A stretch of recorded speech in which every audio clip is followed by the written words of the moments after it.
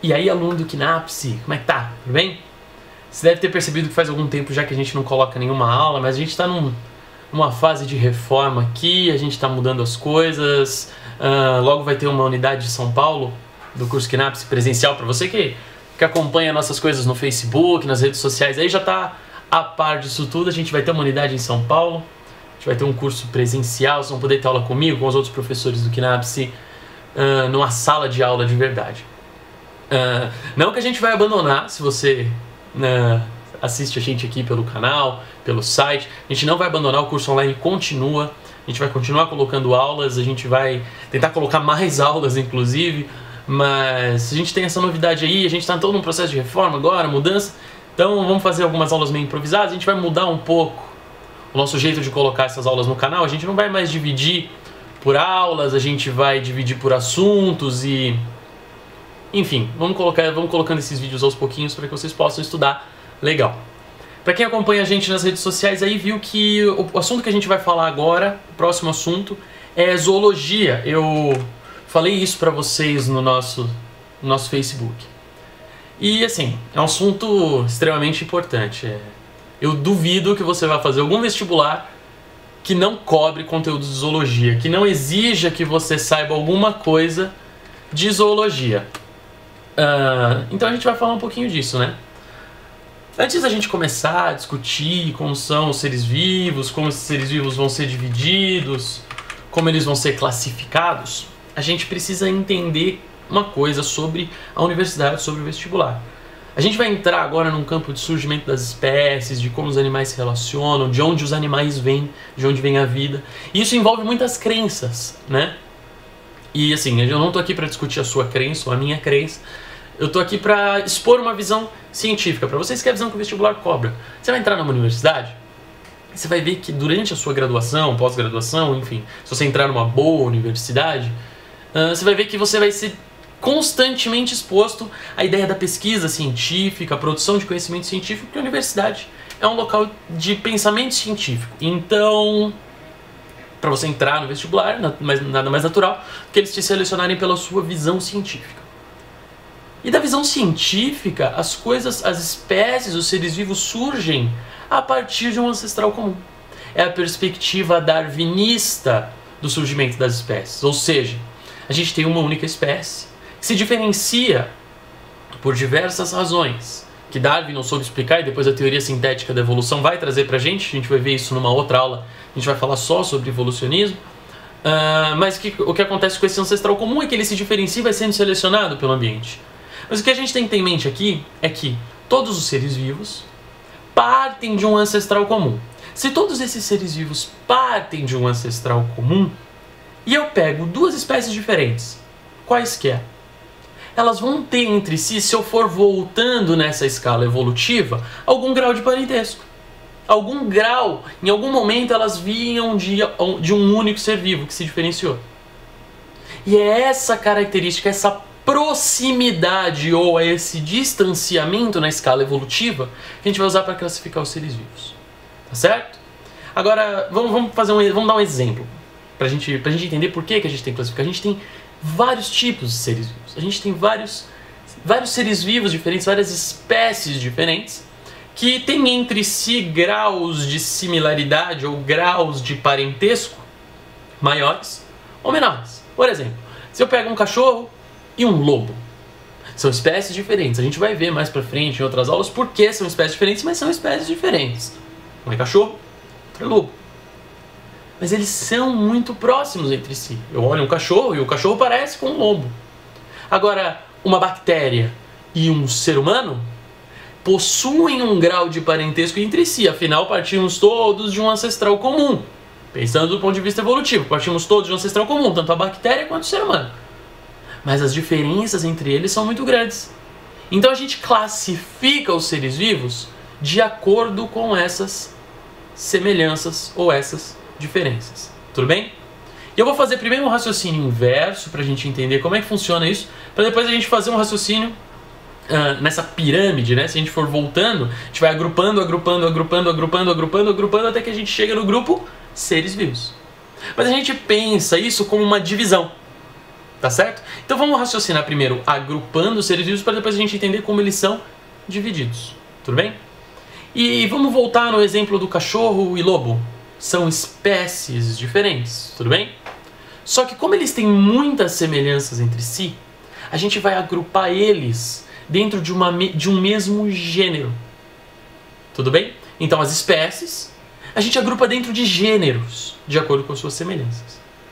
Só que a gente vai criar diversos gêneros. E esses gêneros vão acabar tendo semelhanças entre si. E esses gêneros semelhantes a gente vai agrupar em famílias. Tudo bem? Aí vamos criar várias famílias. E essas famílias, novamente, vão ter entre si diversas semelhanças. E as famílias a gente agrupa em ordens. Tudo bem? E novamente as ordens vão ter semelhanças entre si.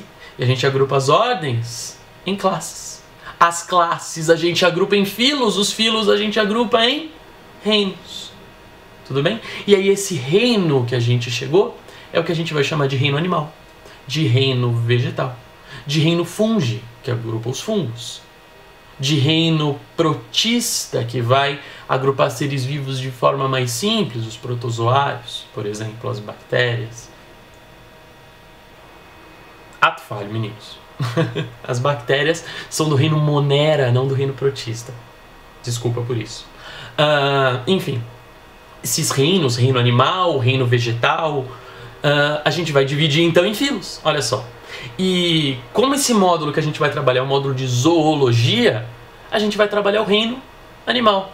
E aí vamos destrinchando cada um dos filos, tudo bem? Agora a gente tem mais uma coisa que eu preciso explicar para vocês nessa aula, que é uma aula breve, uma aula simples. Vamos revisar antes de eu partir, de a gente seguir adiante, que os reinos são divididos em filos, os filos são divididos em classes, as classes são divididas em ordens, as ordens são divididas em famílias, as famílias em gêneros, os gêneros em espécies. Tudo bem? Eu uso aqui um método mnemônico para lembrar dos primeiros. Reino, filo, classe, ordem, que é onde a gente costuma confundir mais as coisas. Eu brinco que a gente tem que reciclar com a língua presa. É refículo. Refículo. Re de reino, fi de filo, CL de classe, O de ordem, refículo. E aí daí a gente põe família, gênero e espécie. O gênero e espécie vai ser fácil da gente lembrar por causa dessa nomenclatura que eu vou explicar para vocês agora. Todas as espécies, então, vão ter um nome específico para elas.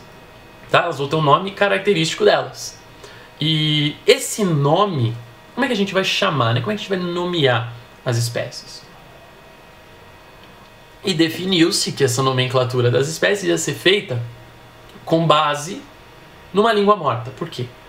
Toda a nomenclatura de espécies ela vai estar sujeita a regionalismos. Um animal que tem um nome aqui no Nordeste pode ser chamado de outra forma. E pode ser chamado de outra forma em outros países que falam outros idiomas. Como é que a gente vai padronizar isso para o mundo? Nomear uma espécie de uma mesma forma. Para isso a gente utilizou o latim. Por que o latim? Porque o latim é uma língua que nenhum país fala, então a gente gera uma imparcialidade. E o latim é uma língua morta, é uma língua que não sofre mais mudanças. Vocês devem perceber que todo idioma sofre mudanças, né?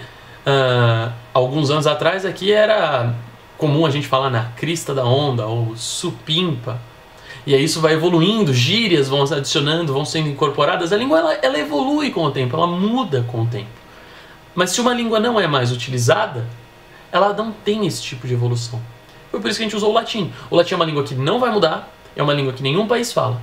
Então quando você vai nomear uma espécie, é obrigatório você usar o nome em latim. Tudo bem? E aí como é que a gente vai chamar essa espécie? A gente poderia dar um nome específico para cada uma delas, enfim.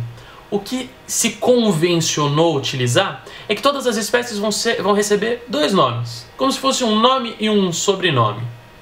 O primeiro nome que a espécie vai ter é o nome do gênero dela. E esse gênero vai ter que ser escrito sempre com letra maiúscula. Tudo bem? E o segundo nome vai ser efetivamente o nome da espécie. Tudo bem? Então quando eu pego, por exemplo, um lobo, Canis lupus, significa que ele é da família Canis, do gênero Canis, da espécie Lupus. Esse lupus, a espécie sempre escrita com letra minúscula. Então gênero com letra maiúscula, espécie com letra minúscula. E sempre que você escrever isso, se você tiver no computador, você vai pôr em itálico. Se você estiver escrevendo à mão no seu vestibular, você tem que sublinhar. Não esqueça disso. Então a gente sempre vai escrever gênero com letra maiúscula, espécie com letra minúscula e vai sublinhar. Tudo bem? Isso é uma questão prática, mas a gente às vezes acaba perdendo nota no vestibular porque, esqueci de sublinhar. E não é bom perder ponto por bobagem assim, né, gente? Bom, se você gosta das nossas aulas, se inscreve no nosso canal.